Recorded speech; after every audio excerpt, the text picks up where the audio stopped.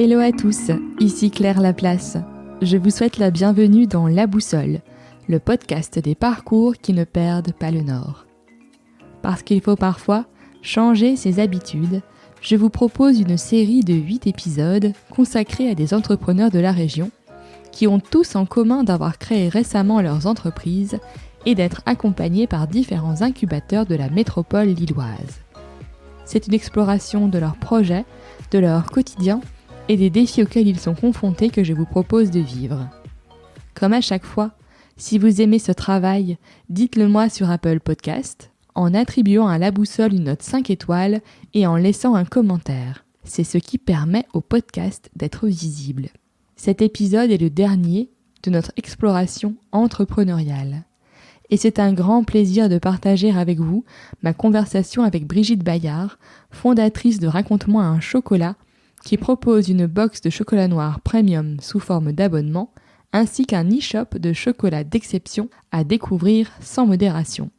Brigitte nous raconte son parcours riche, ses expériences à l'étranger et sa passion pour le chocolat qu'elle a découvert sous toutes ses coutures, chez Barry Callebaut tout d'abord, puis Cargill. Elle nous partage le sens de sa démarche avec Raconte-moi un chocolat et l'importance de s'entourer lorsque l'on se lance dans l'entrepreneuriat. Raconte-moi un chocolat a été incubé au sein de Blanche Maille Bayora Technologies. Avec Brigitte, nous avons parlé du marché du chocolat, de commerce équitable, d'éveil au goût, de l'accélération permise par l'appartenance à un incubateur et de sa nouvelle vie d'entrepreneur. Vous retrouverez dans les notes de l'épisode les liens vers Raconte-moi un chocolat ainsi que toutes les personnes et ouvrages cités par Brigitte. Et je ne peux que vous conseiller d'aller faire un tour sur le site de Raconte-moi un chocolat pour faire saliver vos papilles. Je ne vous en dis pas plus et vous souhaite une excellente écoute de notre conversation.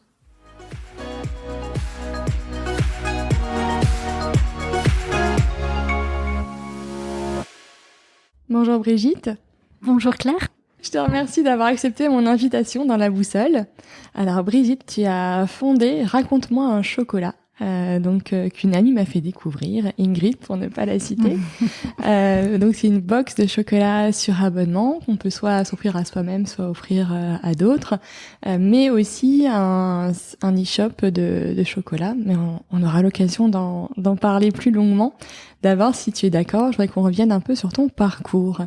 Et donc sur ton master en commerce international et ton année à Berlin. En fait, c'est une école qui a été créée par la Cristallerie d'Arc. D'accord. Moi, je suis audomaroise à l'origine. Donc, on connaît très bien à Saint-Omer, évidemment, la Cristallerie d'Arc.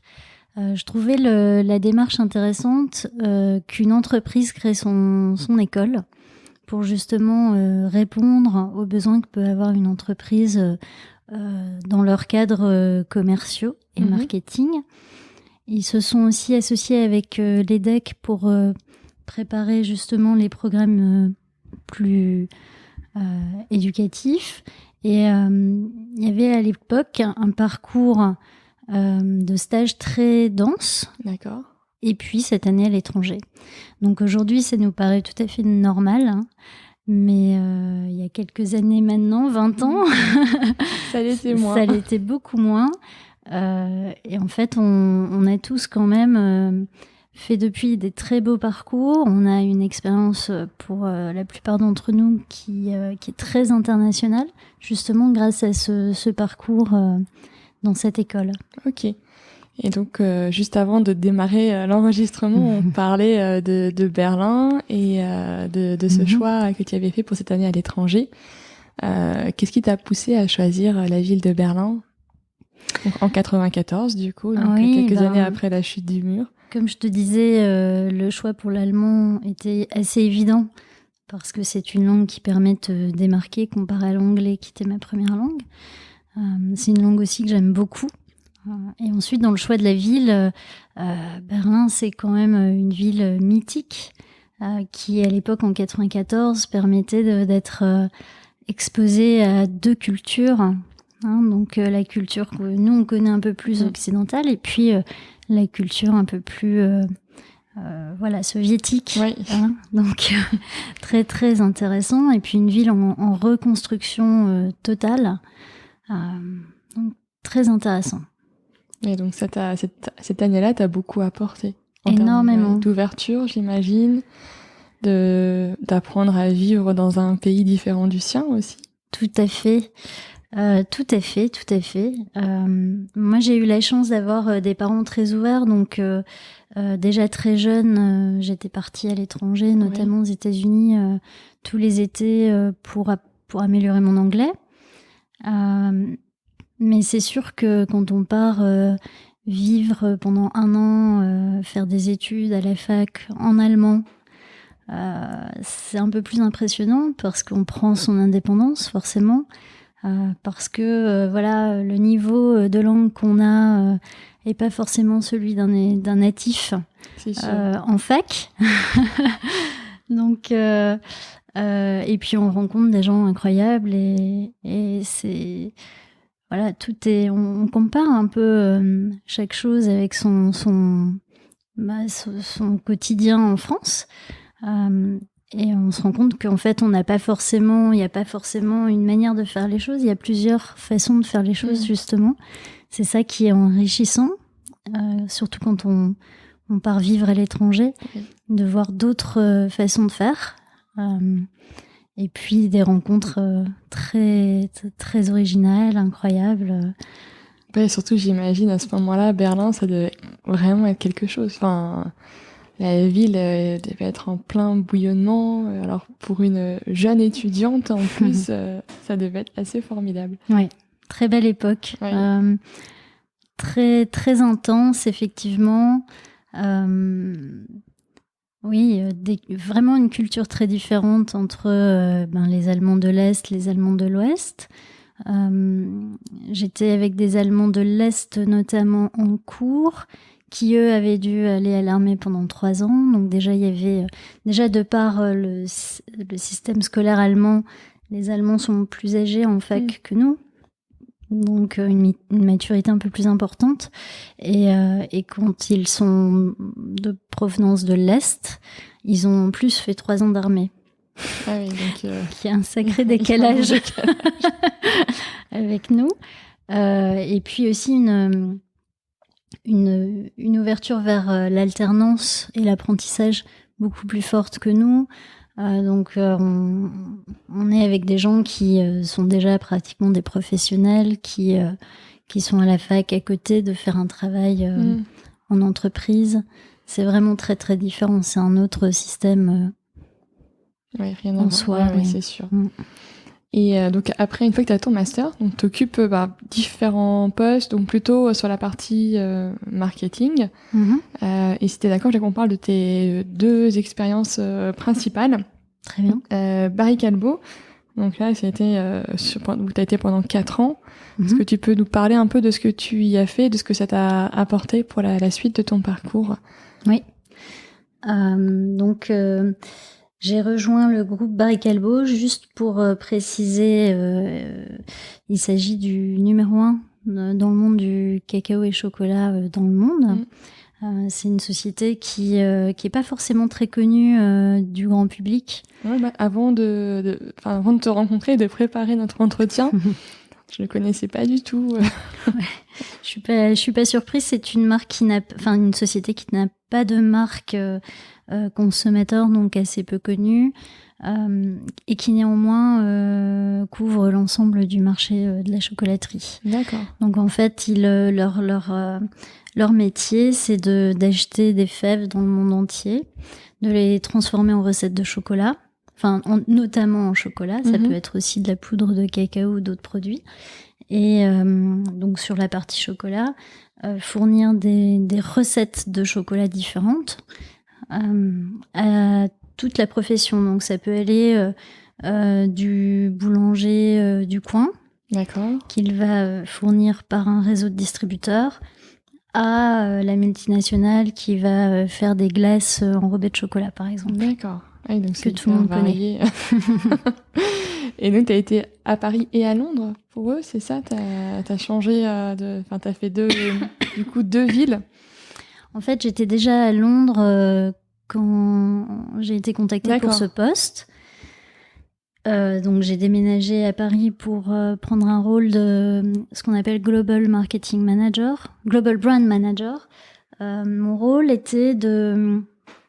En fait, voilà, ce qui s'est passé, c'est qu'en fait, au moment où je suis arrivée, ils étaient à 10 ans de merge entre un groupe belge qui s'appelle Calbo et un groupe français qui s'appelle Cacao Barry. Et pendant 10 ans, ils ont travaillé main dans la main, mais l'un à côté de l'autre.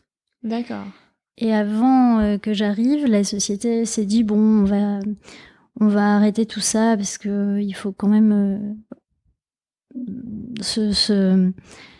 du coup, fusionner vraiment, exploiter, il faut exploiter les synergies des groupes. Et donc, on va faire une ligne de chocolat sous la marque, on va faire une seule ligne de chocolat Calbo, qui est la marque la plus distribuée du groupe, avec une version française, une version belge et une version suisse. D'accord. Sachant que le groupe avait 3 marques, une marque belge, une marque française et une marque suisse. Et du coup, ils ont testé cette idée sur le marché l'a refusé. Et c'est là où, en fait, le recrutement pour le poste que j'ai occupé a vu le jour, où ils se sont dit, ben voilà, si le marché tient à garder sa marque, c'est que cette marque a une raison d'être. Maintenant, il faut l'exploiter, il faut la faire vivre et lui donner les moyens de se développer. Et donc, je suis arrivée, mon objectif était de transformer 2 marques, une marque française Cacao Barry, une marque suisse Karma, très nationales en fait, et de les rendre internationales. D'accord. Pour que chaque commercial de chaque pays du groupe puisse avoir un portefeuille de 3 marques à proposer à ses clients. Ok. Et après, donc, tu es retournée sur Londres. Voilà. Donc, en fait, j'ai travaillé sur ce projet pendant plus de 2 ans, 3 ans. Et une fois que la marque a été revisitée, donc on a changé, en fait, tout l'esprit des 2 marques, en fait, leur positionnement, leur packaging, toute leur charte graphique, puis leur gamme de produits également. Voilà, chaque commercial et chaque pays, donc on est sur une centaine de pays dans le monde, a eu comme objectif de développer dans leur propre territoire les 12 autres marques belges, françaises et suisses. D'accord. Et c'est là où j'ai reçu 2 appels, notamment celui de l'Allemagne et de l'Angleterre, en me disant qui mieux que toi va pouvoir venir dans mon territoire développer la marque. Et donc t'es partie en Angleterre. Et j'ai choisi l'Angleterre. Et du coup, pourquoi le choix de l'Angleterre, puisque le retour en Allemagne, à cette époque-là? En fait, pour moi, c'était d'un point de vue personnel, c'était à peu près pareil. En fait, j'allais en terrain connu entre guillemets, mais je trouvais le marché du chocolat beaucoup plus dynamique sur l'Angleterre que sur l'Allemagne à l'époque. Et je voyais beaucoup plus de potentiel sur ce marché-là. D'accord. Donc, je me suis attelée, j'ai fait mes valises, j'ai repris en fait l'Eurostar. Je suis allée frapper aux portes des grands chefs étoilés, des grands hôtels sur Park Lane pour leur proposer un chocolat de luxe adapté aux besoins des chefs pâtissiers, chefs chocolatiers. C'était très sympa. Ouais, je veux dire, ça devait être hyper enrichissant de rencontrer ces gens-là et d'essayer de répondre à leurs besoins. Tout à fait. On est vraiment dans un monde de passionnés. Pour eux, le chocolat, c'est une source d'inspiration, une muse. Leur présenter des recettes différentes, des chocolats d'origine, de plantation, On voit leurs yeux pétiller et on imagine déjà que dans leur tête, il y a plein de recettes de pâtisserie qui sont en train de jaillir. Et c'est quand même une chance de travailler avec des gens passionnés comme ça. Oui, c'est sûr. Et ensuite, tu rejoins du coup le groupe Cargill, toujours sur cette partie cacao et chocolat. C'est une opportunité qui se présente à toi. Tout à fait. Donc Cargill, c'est le numéro 2 du coup du cacao et chocolat dans le monde. C'est un énorme groupe, Cargill. Hein. C'est un groupe américain. Première entreprise américaine non cotée en bourse. 140 000 employés. Oui, c'est 70 énorme. business units. C'est énorme. Et je savais même pas que Cargill faisait du chocolat à l'époque. Et en fait, Cargill est très fort en cacao. Et ils se sont et pas trop en chocolat. Et ils se sont rendus compte que les plus gros consommateurs de beurre de cacao sont les chocolatiers. Et c'est comme ça qu'ils ont investi dans le chocolat pour leur part, parce que chez Cargill, on est quand même dans un univers de traders. D'accord. Traders en matière première. En matière première, en commodité agricole. D'où leur position de leadership dans la poudre de cacao. Ok. Du coup, ils ont souhaité se développer dans le chocolat et c'est comme ça qu'ils sont venus à moi pour développer l'activité marketing sur le plan européen et asiatique. Okay. C'est-à-dire qu'avant, il n'y avait absolument pas de marketing chez Cargill. Ça a été une création de poste pour justement les aider à se positionner sur ce marché-là, trouver des éléments de différenciation et de positionner Cargill comme un partenaire de confiance sérieux sur cette partie-là. Et là, bien évidemment, on est sur d'autres marchés. On est plutôt sur un marché purement B2B. D'accord. Avec des grands groupes agroalimentaires sur toutes les catégories de l'épicerie sucrée. Et du coup, toi, tu as développé la partie food service. Alors, une marque dédiée food service, c'est ça? Oui. Alors, on a... En fait, il y a eu plusieurs vies chez Cargill. Je suis restée quand même quelques années. Il y a eu déjà la création de l'activité marketing, parce que c'est un travail complètement différent des postes en marketing que je pouvais exercer avant, vu que dans ce milieu-là, la recette n'est pas emballée, il n'y a pas de packaging.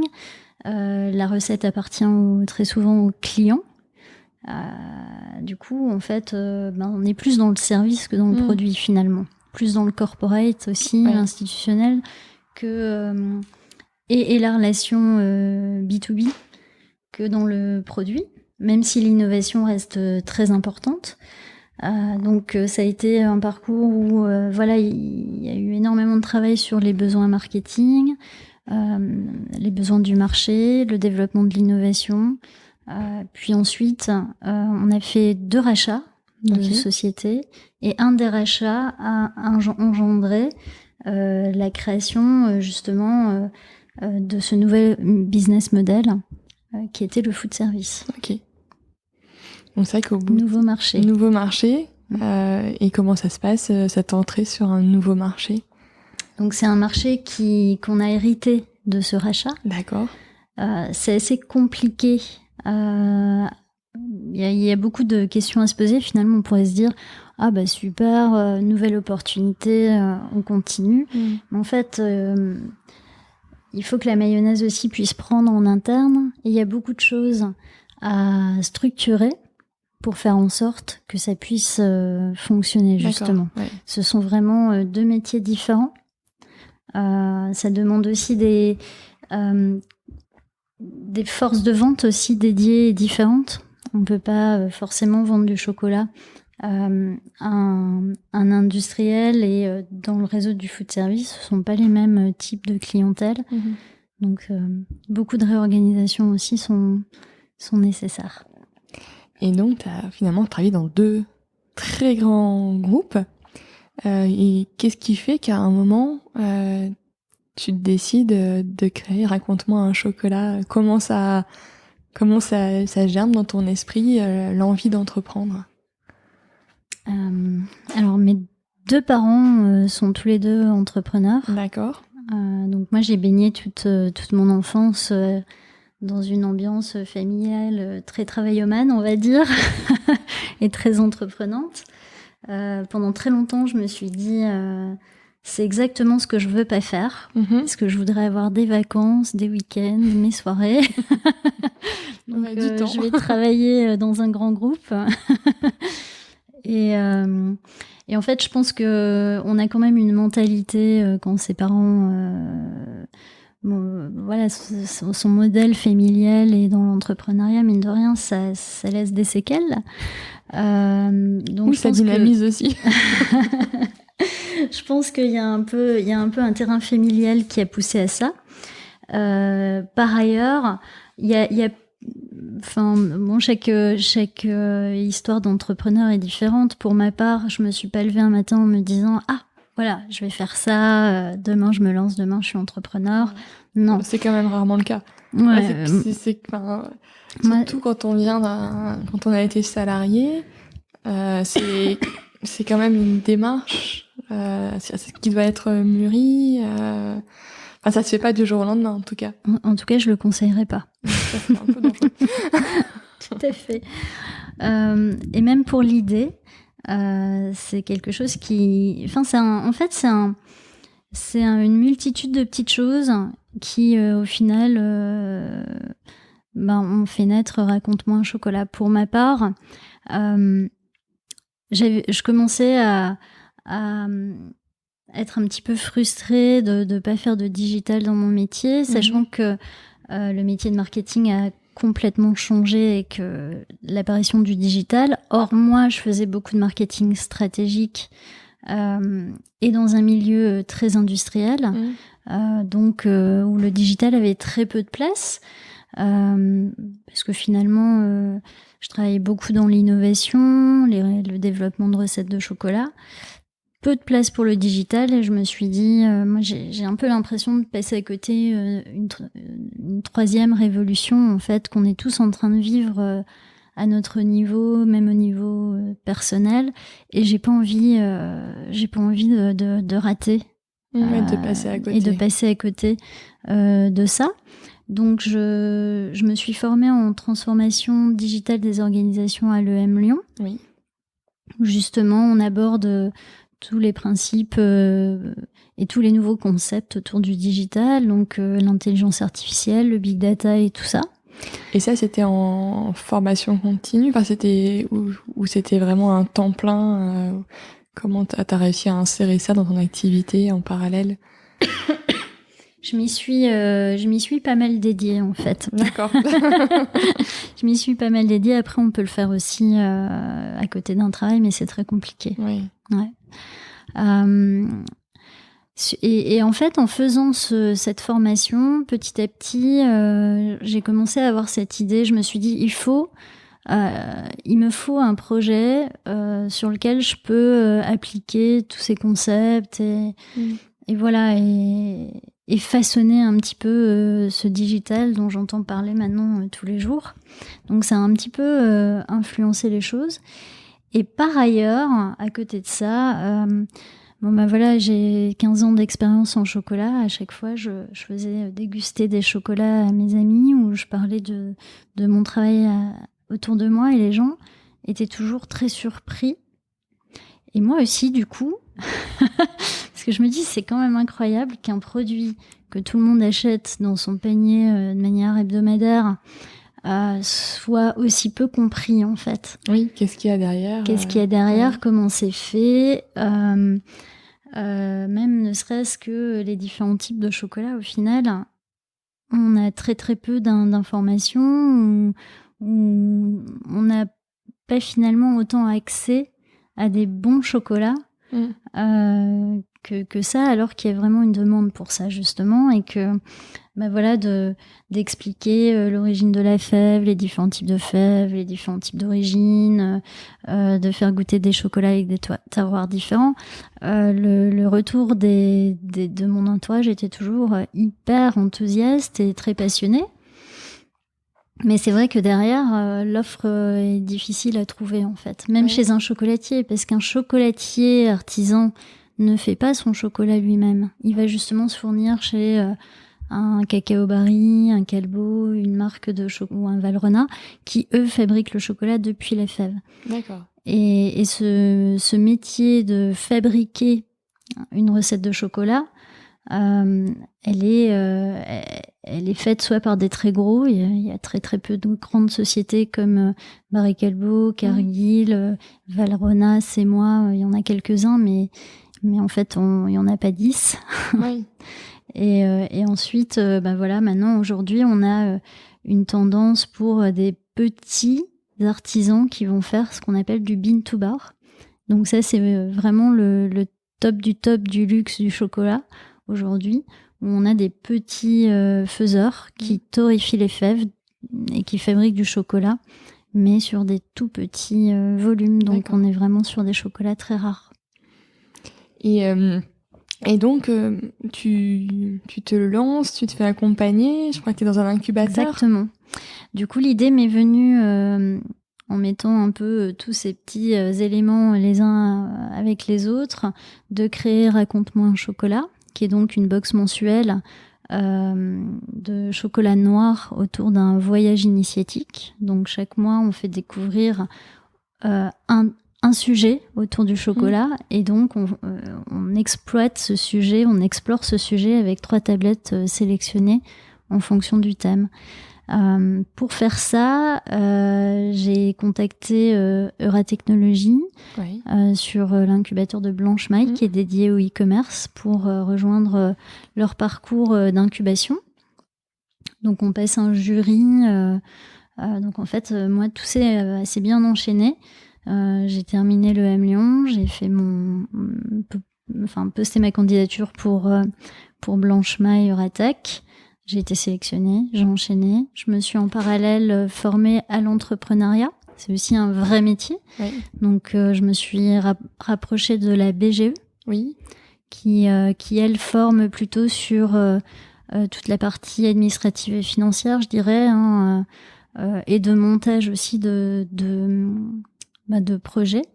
Donc, plus la partie, études de marché, offres...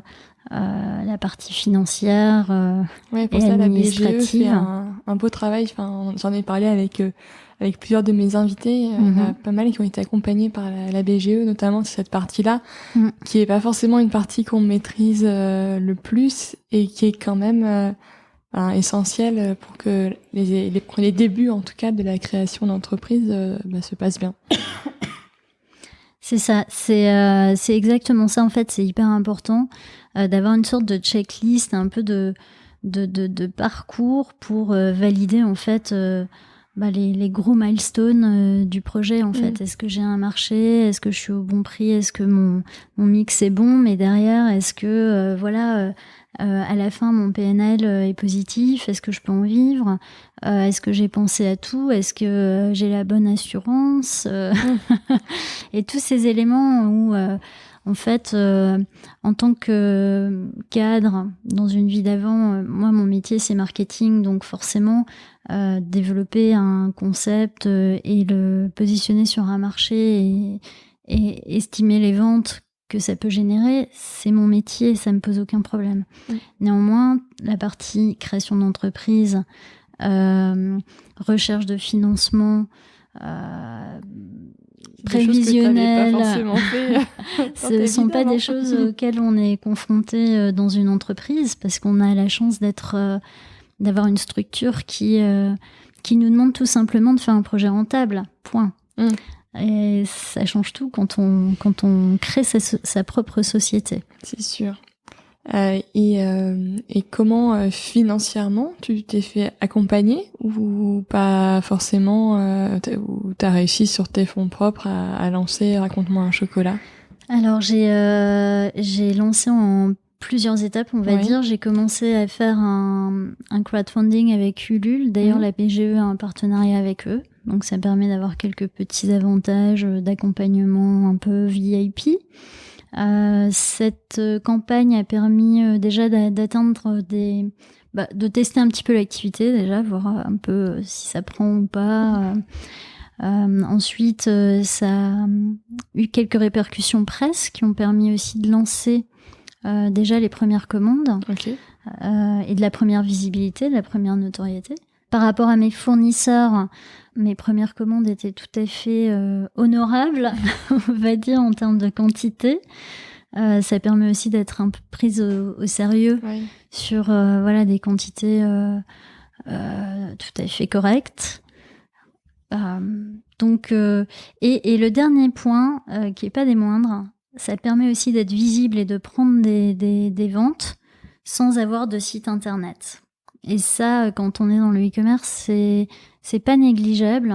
On se rend pas forcément compte qu'une campagne Ulule ou une campagne de crowdfunding, quel que soit le support, soit un bon tremplin en fait avant de pouvoir lancer le site. D'accord. Ouais, et ça moi j'avais pas de site quand j'ai fait ma campagne Ulule. Ça aide énormément de pouvoir déjà avoir une visibilité, de pouvoir déjà prendre des commandes alors qu'on n'a pas de présence web. Okay. Ça permet de prendre le temps aussi de se préparer ou justement de gagner du temps. D'accord. En ce qui me concerne, on a une grosse saisonnalité forcément, on est dans le chocolat, on est dans le cadeau aussi. J'ai eu l'idée de lancer Raconte-moi un chocolat en mai, mais il fallait qu'au mois de novembre, on soit déjà lancé en fait. D'accord. Donc c'est très très très très court pour trouver un nom, un emballage, combien de tablettes, comment l'envoyer, est-ce que ça passe dans la boîte aux lettres, tous ces éléments-là pour le mois de novembre. Et du coup, le fait de faire une campagne Ulule avec ce support visuel, ça aide énormément. D'accord. Et comment tu vas chercher tes fabricants de chocolat que tu proposes? Comment tu les trouves? Parce que on pourrait avoir donc mon amie Ingrid qui m'a offert un abonnement. C'est vrai que moi c'est des marques que je connaissais pas, que je connaissais pas, que je découvre vraiment. Comment tu les repères? Là, c'est toute ma valeur ajoutée d'être dans l'univers du chocolat depuis longtemps. Et toute ton expérience. Exactement, de connaître les acteurs. Après, il y a des nouveaux acteurs tous les jours. Enfin, tous les jours, j'exagère, mais surtout dans le bean to bar, comme c'est une grosse tendance, beaucoup de gens se lancent là-dedans. Pendant 15 ans, j'ai développé des recettes de chocolat avec la R&D. Je connais très bien la finesse d'un chocolat, l'analyse sensorielle autour d'une recette. Ça me permet aussi de bien choisir un chocolat bien travaillé. On peut trouver des chocolats bean to bar qui sont pas forcément... Enfin, après, chacun son goût, mais ça permet aussi de bien tester les recettes, de bien connaître les tendances aussi du marché, de bien choisir ce qui va plaire aussi. Et effectivement, le choix de Raconte-moi un chocolat, c'est d'aller sur des marques un peu confidentielles, qu'on ne va pas retrouver à tous les coins de rue. Donc j'espère que la surprise sera à chaque fois au rendez-vous. Ah oui. sur des marques qui font des produits exceptionnels de manière artisanale avec de très bons ingrédients, des recettes courtes, saines, principalement bio, donc de très très très bons produits.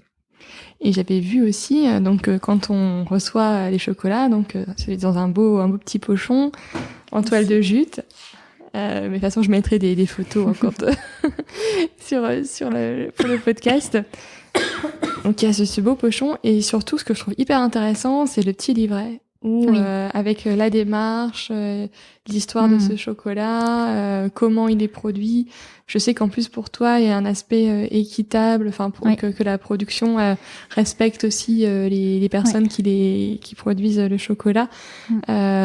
Pour toi, est-ce que aussi quelque part c'est une réponse à d'avoir travaillé dans des grands groupes où ce sujet-là, cette quête de sens, tu vois, d'être aligné, de te proposer un produit qui soit à la fois bon à manger, mais qui soit aussi bon pour la planète et pour les hommes. Oui.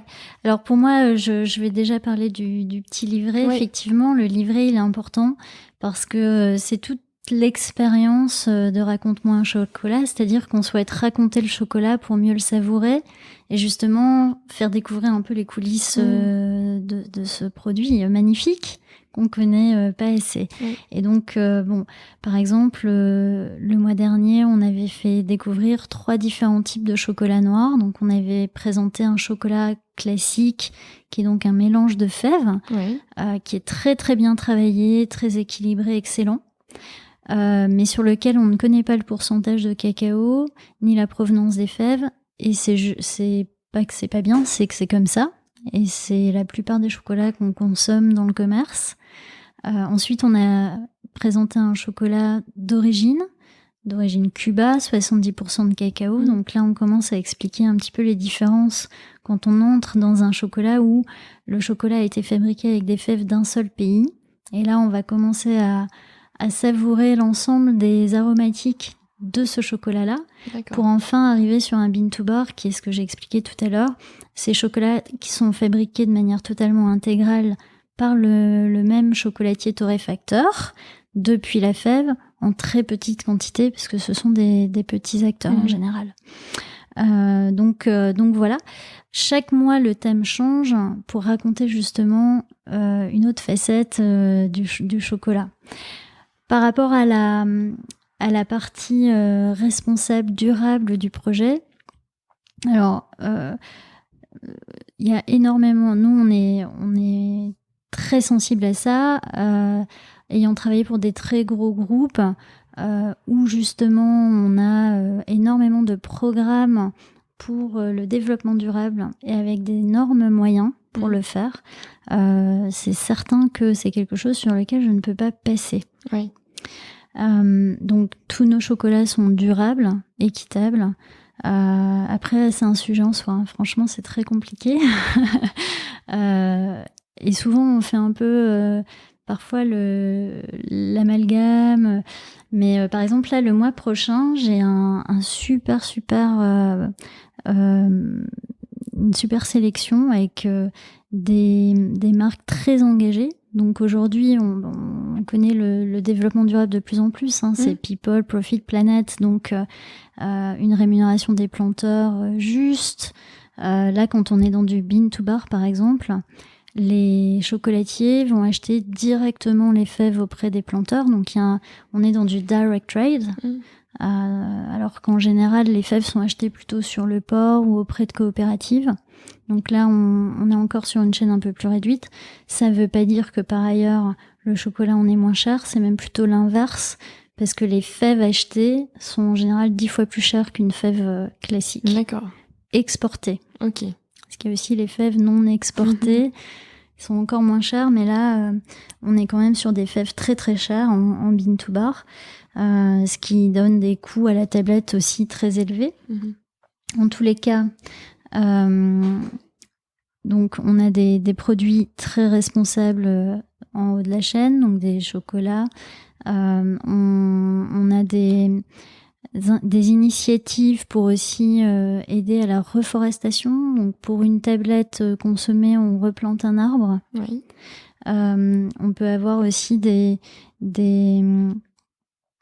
initiatives pour aider les collectivités locales.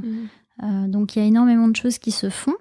Ensuite, nous, on emballe dans les chocolats dans un pochon en toile de jute qui est également équitable, qui est aussi imprimé à l'eau pour avoir un impact neutre sur la planète. Oui.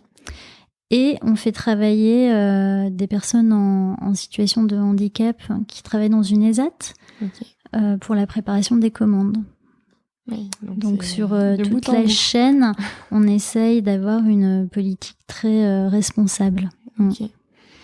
Et moi, tu vois, qui adore le chocolat, j'ai goûté deux box déjà. Et c'est vraiment une belle aventure gustative. Et en plus, moi, je sais que je suis très attentive aussi au sens de nos achats et de ce qu'on consomme. Et donc, je trouve que la démarche, elle est hyper intéressante de ce fait. Donc, bravo Super, Brigitte. Merci. Merci. Et là prend tout le sens d'aller chercher les bons acteurs, en fait. Mais l'industrie du chocolat, globalement, se dirige vers ça, vraiment. Qu'il soit gros ou petit, on peut plus passer à côté. Oui. Et c'est une industrie qui a été, depuis des années, très sensible au développement durable. Et aujourd'hui, on a vraiment franchement, je suis très contente des partenariats que j'ai avec certains chocolatiers qui sont vraiment exceptionnels. Là, j'ai un chocolat pour le mois prochain qui a été fabriqué à partir de fèves qui ont été transportées par voilier.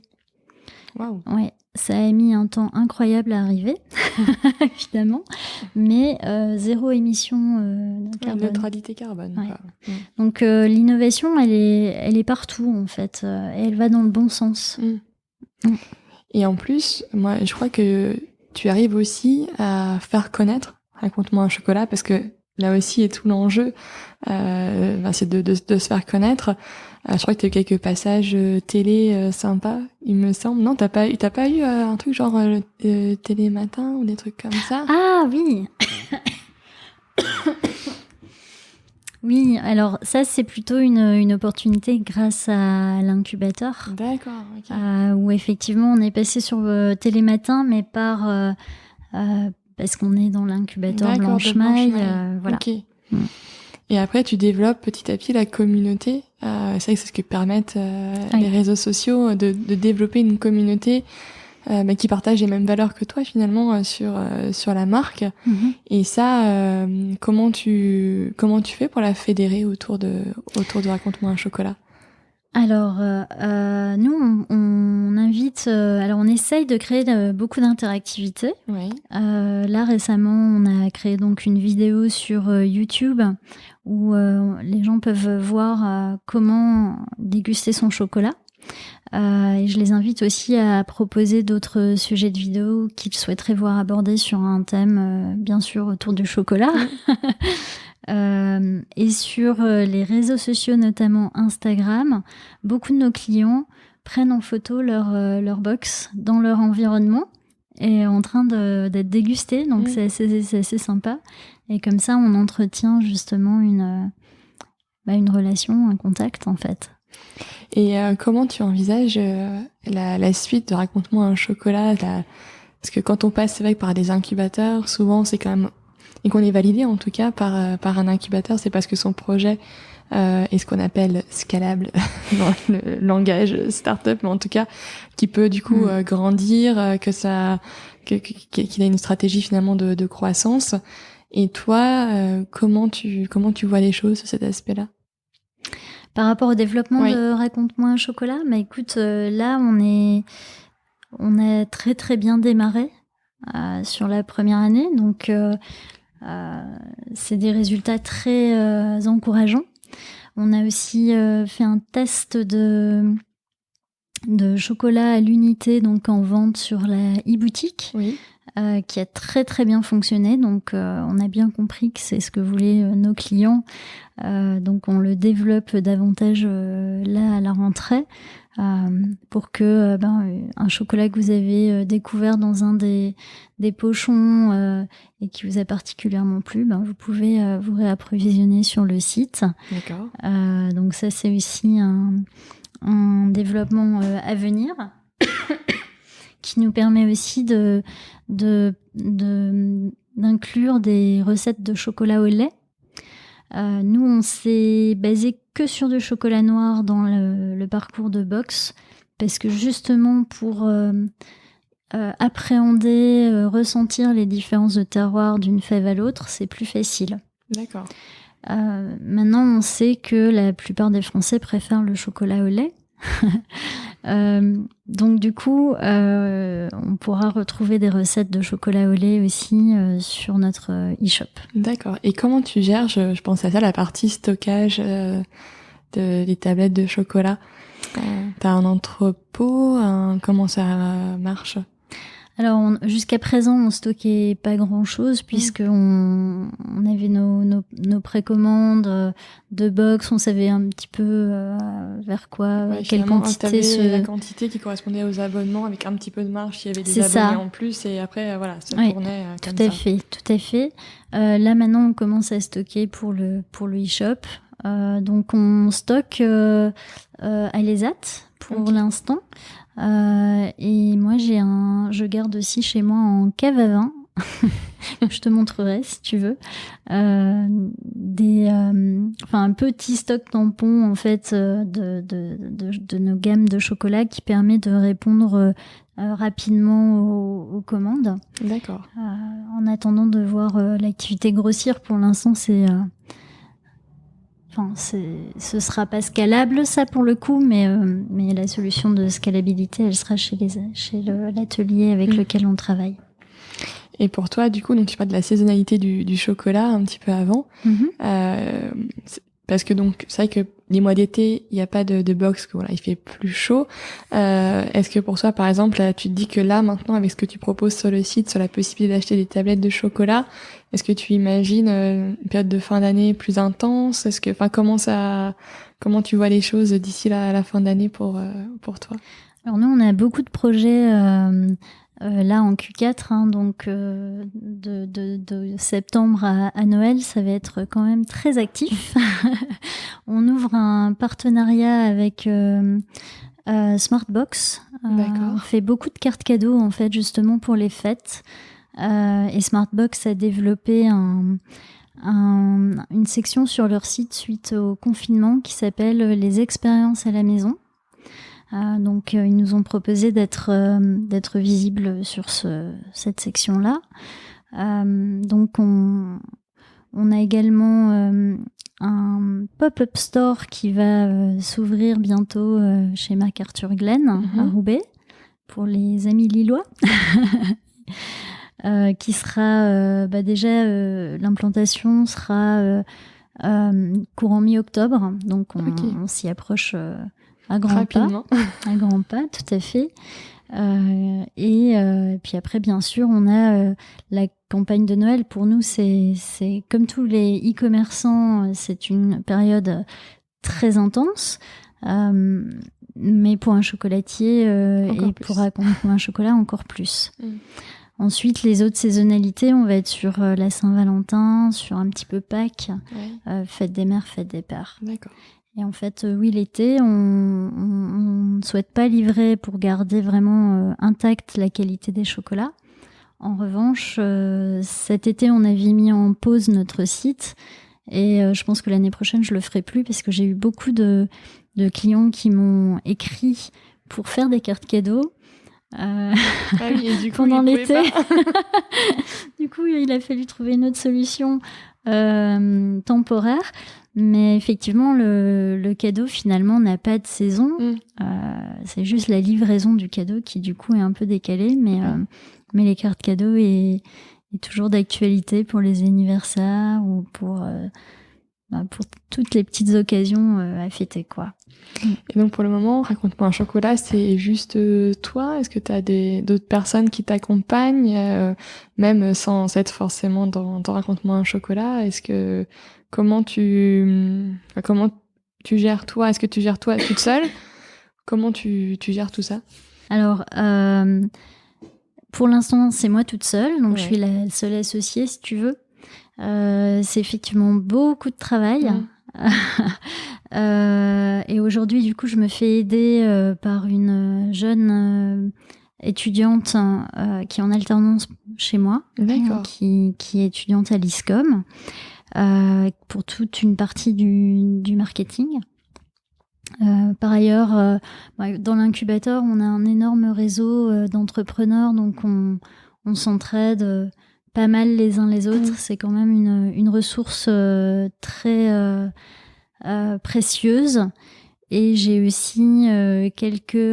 alors, ce ne sont pas des business angels qui vont me donner de la love money, mais en tout cas, du soutien, des business angels dans le sens où quand j'ai un doute sur un sujet ou que j'ai besoin qu'on relise mon prévisionnel, j'ai des entrepreneurs autour de moi qui me conseillent et qui m'aident. Ça, c'est important. Que ce soit avec une expertise, soit chocolat, soit e-commerce. D'accord. Ouais, c'est important aussi. Oui, de pas la fameuse solitude de l'entrepreneur. C'est vrai que s'entourer, c'est hyper important pour pas se retrouver seul face à aux décisions. Et aussi, c'est vrai que pour en avoir discuté avec beaucoup d'entre eux, les moments un peu compliqués. Eh bien, quand on n'est pas seul, même si on est seul associé, mais qu'on a un réseau sur lequel on peut s'appuyer, ça permet de rebondir rapidement et d'avoir de la bienveillance autour de soi. Oui, et pour ça, c'est vrai que d'être dans un incubateur, ça aide beaucoup. Même un coworking ou d'être entouré d'autres personnes, ça amène quand même beaucoup d'énergie. Ça stimule aussi, je trouve. On se dit, mais tiens... il a fait un podcast avec la boussole, mais moi aussi je veux mon podcast avec Claire. Par exemple. Ouais, c'est vrai. Et c'est vrai que j'aime bien aller dans les incubateurs. J'ai rencontré plusieurs à Euratech, à Blanchemaille, mais aussi à Euramatériaux. On a la chance dans la région. On en a beaucoup. Euralimentaire aussi. Ouais, c'est vrai que j'ai pas encore été Isabelle chez Vincenski. Ouais. Et il me reste aussi Eurasanté à faire. Mais, les deux sont liés. Oui, c'est les deux où je suis pas encore trop allée. Mais je peux te donner le contact d'Isabelle si tu veux, je la connais. Ah bah avec plaisir. Et du coup, tu vois, le temps passe, Brigitte, et j'ai trouvé que c'était passionnant de comprendre comment t'étais venue l'idée et toutes les valeurs que tu portes avec Raconte-moi un chocolat. Et je vais te poser les dernières questions du podcast. Donc le podcast s'appelle La Boussole. La boussole indique le nord et donc une direction. Est-ce que tu as envie de passer un message, de profiter du micro pour passer un message ou donner une direction à qui tu veux d'ailleurs? Une direction, c'est-à-dire passer un message, tu vois, si soit à ceux qui entreprennent ou si tu avais quelque chose à dire pour encourager quelque chose de positif, tu vois. Ouais. Alors moi je dirais que il faut pas avoir peur de se lancer. Que il faut pas chercher une idée totalement innovante que personne n'a eue. Parce qu'au final, ce qui fait le succès d'une entreprise, c'est son exécution. Et en fait, les conseils qu'on peut entendre dans des podcasts comme La Boussole, et on en a parlé ici, mais je pense que je suis pas la seule à l'avoir dit, c'est de bien s'entourer, de se faire accompagner. En France, on a la chance d'être énormément accompagné au démarrage d'une activité. Donc, la BGE, les incubateurs, moi je suis aussi en couveuse. En fait, j'ai été en couveuse pendant 1 an chez À Petits Pas, qui aide les entrepreneurs qui créent soit en zone rurale ou soit sur des produits comme les nôtres, agricoles, responsables, etc. Là aussi, c'est un grand soutien. Ça permet aussi, sans risque, de tester une activité. Donc, on travaille sous le numéro de SIRET de la couveuse. Donc, il n'y a pas de création en soi. Ça m'a permis aussi, tout à l'heure, on parlait du financement. Ça m'a permis d'amener 10 000 € au capital de Raconte-moi un chocolat à la création et de créer avec déjà des chiffres sur 1 an d'activité, une activité bénéficiaire avec un capital de 10 000 €, ce qui permet de rassurer les banquiers. Et aujourd'hui, je suis en plein travail justement de demande de financement, de création de statut, etc. Les discussions avec les banques et les organismes prêteurs sont très faciles. Bah oui, parce que du coup, même en période de crise qu'on connaît aujourd'hui, parce que j'ai énormément d'éléments rassurants pour eux.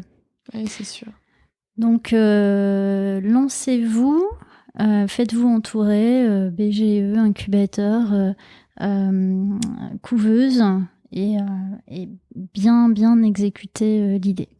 Finalement, ne pas attendre que ça soit parfait, mais exactement. Mais y aller, tester, corriger, tester, corriger, quoi. C'est ça. C'est ça.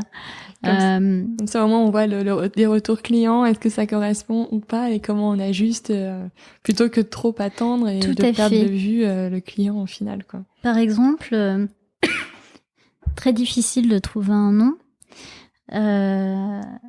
Et au final, avoir une deadline, c'est très important aussi.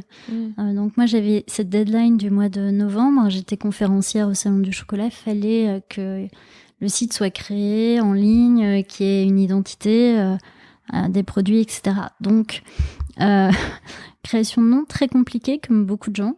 Et au bout d'un moment, je me suis dit, j'ai plus le temps là. Il faut que je statue sur quelque chose. On a statué sur Raconte-moi un chocolat. J'aimais pas trop. Je me disais, c'est trop long. C'est imprononçable pour un étranger, notamment en anglophone. Ça me plaît pas trop. J'ai plus le choix, je vais aller là-dessus et puis on changera le nom après. Et en fait, aujourd'hui, avec le temps, au final, je trouve que ça a pris tout son sens parce qu'on raconte le chocolat par nos brochures, par nos parcours. Le raconter permet de mieux le savourer.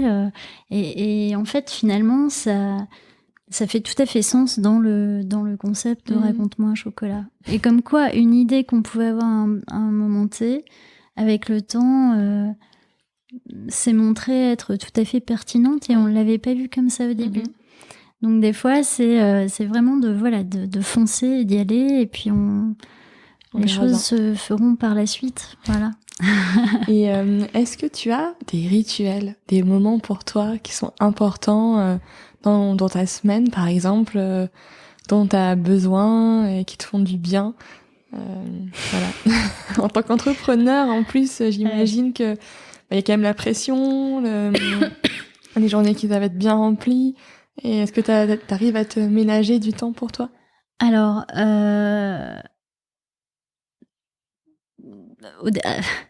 je vais peut-être paraître complètement boring, mais le moment privilégié pour moi qui me permet de passer une bonne semaine, c'est un moment capital du lundi matin où je fais le point sur les impondérables de la semaine. Et de la semaine suivante, en fait, 2 semaines en avance, parce que ça me permet justement d'être très au clair sur les délivrables essentiels. Parce que finalement, on a quand même une routine avec cette box tous les mois qui doit sortir, donc une brochure qui doit être éditée, des commandes qui doivent être passées. C'est pas juste un e-commerce où on se dit j'ai du stock, tout va bien, quoi. Il y a du boulot. Il y a du boulot. Donc du coup, mais je dirais même, quel que soit le projet, et même pour quelqu'un qui est salarié, en fait, de savoir anticiper le temps que vont prendre les deadlines à livrer. Et ça, c'est ce qui me permet de dormir la nuit et de prendre du temps pour moi à côté. Parce que du coup, je me dis, bon bah voilà, mes demi-journées, elles vont se rythmer comme ça. Et du coup, je me réveille pas à 5h en me disant, zut, faut absolument que je fasse ça. Donc bah du coup, je vais y passer ma soirée. Donc ça, c'est vraiment un moment qui est très très important pour moi, pour que du coup après je puisse aller me promener à la citadelle, voir mes amis. Moments pour toi. Voilà. Exactement. Avec t'apporter de la sérénité finalement. C'est la sérénité et puis c'est le fait de garder le contrôle aussi et de savoir où tu vas en fait. Oui, bien sûr. Ouais. Et un autre conseil que je donnerais aussi, c'est toujours de garder la priorité sur ce qui te fait vivre. Donc de mettre l'accent sur le développement commercial quand même, parce qu'on peut être souvent happé par soit l'administratif, là c'est un peu l'actualité aujourd'hui, soit par du recrutement, soit par un changement de CMS ou c'est pas ça la vraie activité de l'entrepreneur, hein, c'est de vendre. Oui. Donc faut toujours remettre un peu le curseur et de pas oublier, parce qu'on peut se faire très très vite happer par des tâches qui ne sont malheureusement pas génératrices de valeur ajoutée. Oui, tout à fait. Et est-ce que tu aurais un livre à me conseiller? Alors, le livre s'appelle... Oui, j'ai un livre que m'a offert ma voisine, qui s'appelle « Désolée, je suis attendue », un livre d'Agnès Martin-Lugan, voilà, sur justement le savoir équilibrer sa vie personnelle et professionnelle. C'est tout un programme. Exactement, très important.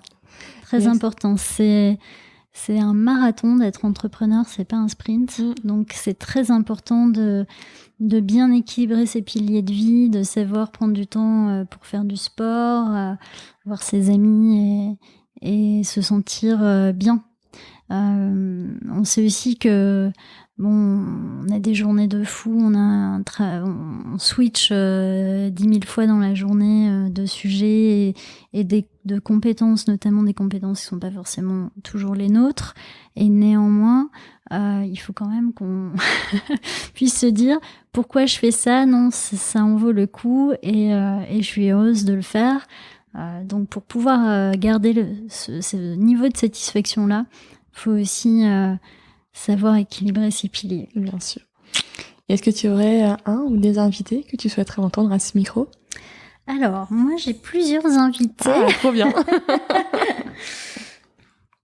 Alors, je pense à Pierre Galerno, qui est incubé à Euratechnologie à l'Homme, oui. Qui travaille sur une solution très intéressante qui, je pense, te laissera pas indifférente parce qu'elle permet à des financiers d'avoir un scoring sur une start-up. Ok.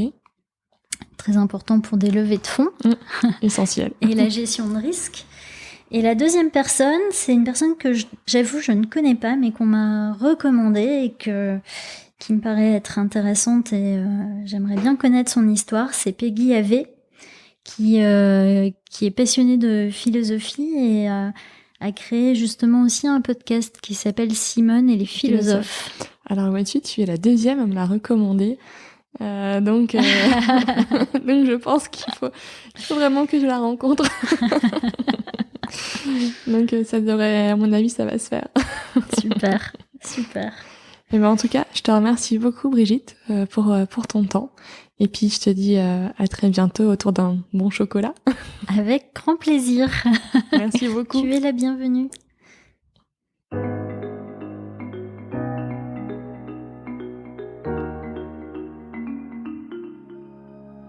J'espère que cet épisode vous a plu. Vous retrouverez dans les notes de l'épisode les ouvrages et les initiatives évoquées pendant notre conversation.